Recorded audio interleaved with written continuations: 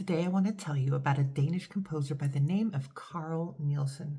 Now, Carl Nielsen was raised in a very poor family, but a very happy family. There were 12 kids. He was the seventh one. His father was a painter. His father was a farmhand, but his father was also the unofficial musician of their small town.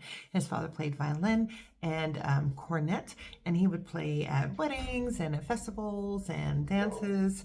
And so Carl grew up in a very poor family, but it was also a very happy and musical family. He started whittling and making his own instruments, like makeshift violins out of firewood and whatnot. When he was a little bit older, he worked as a shepherd for a little bit to try and help bring money into the family, but he would bring his little instruments and taught himself how to play. He eventually would play even with his dad when his dad was out there doing his thing, and he became relatively confident in what he was doing.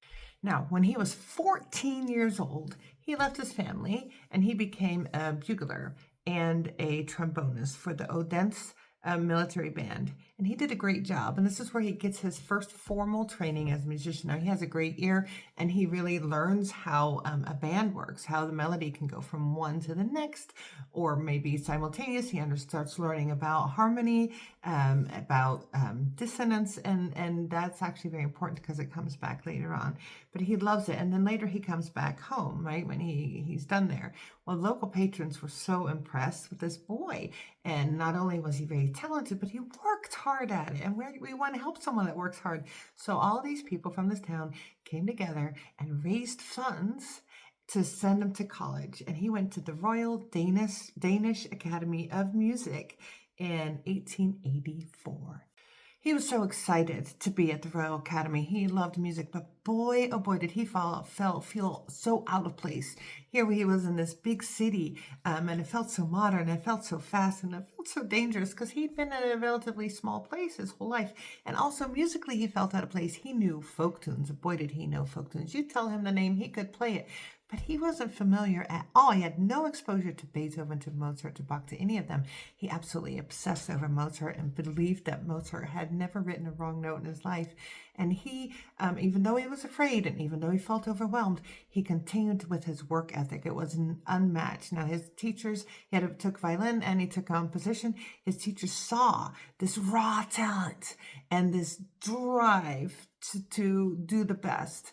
And so they pushed him. And he learned because he had raw talent and a desire to learn and an amazing work ethic. Now, in 1889, after he has graduated, he starts supporting himself by performing here and there. He's become a pretty decent violinist, and so he actually gains employment by the Royal Danish Orchestra. Now, they're also attached to the theater, so not only is he playing Beethoven and all that, he's also playing operas. Oh, he's just amazed. These operas are so amazing and so big and so loud, and he loves being on the inside of the symphony, and he's understanding from the inside how that plays and how the composers have been building this structure. And he loves the color and he loves the drama. And I'm not talking about the drama on stage. I'm talking about the drama within the music. He loves how it's telling a story. And by seeing it in the opera, he really understood that the music itself is telling a story. Around the same time, he writes his first major composition, and it's called Suite for Strings, Opus 1. Very simple. But this is very good, and people of influence, music critics, musicians themselves, they all really loved it, and they're like, oh my gosh, this is a new voice. And remember, his voice is unique because he didn't grow up with all the classics. He did absorb it, he is using it, he's incorporating it, but we are always going to hear the folk music and the intervals that he's used to from that in his music. It is superb. So Carl Nielsen is in Copenhagen and he's working as a musician, and he starts making friends with other artists, with musicians, with painters, with sculptors. And he starts learning about philosophy and all these different things, and it blows his mind. I mean, he becomes this deep thinker, but he's also always this happy, jovial country boy. He loves playing practical jokes and pranks.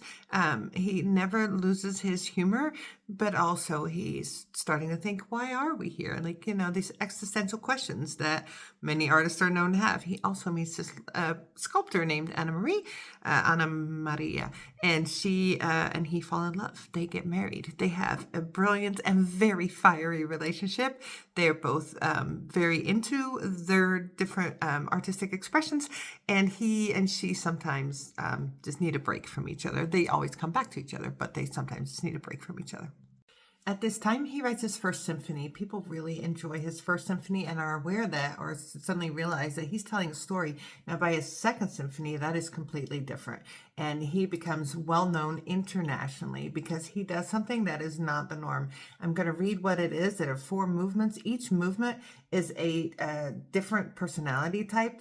None of them are happy, okay? They're not happy personality types. He writes choleric, phlegmatic, melancholic, and sanguine.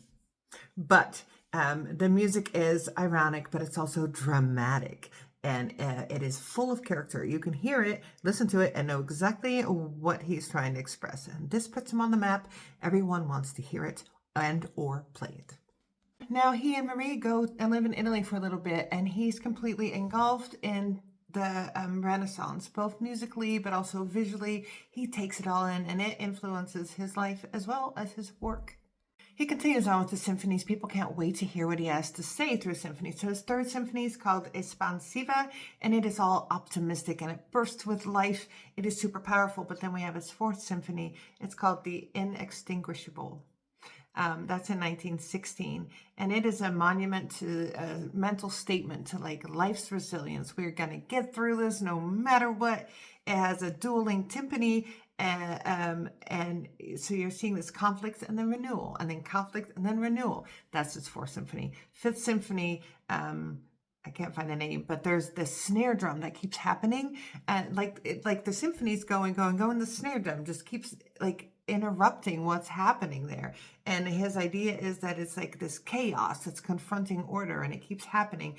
Eventually, they kind of make peace with each other. He continues his life as a composer. He also ends up working back at the Royal Danish Conservatory, and then in 1931, he became the director of the conservatory, but just months later, he passed away. He had a really poor heart, so he only made it to 66. When he died, there was a whole time of mourning throughout Denmark. He is still known as one of the greatest composers, and the Danish are very proud of him, and they should be. So go and listen to some Carl Nielsen.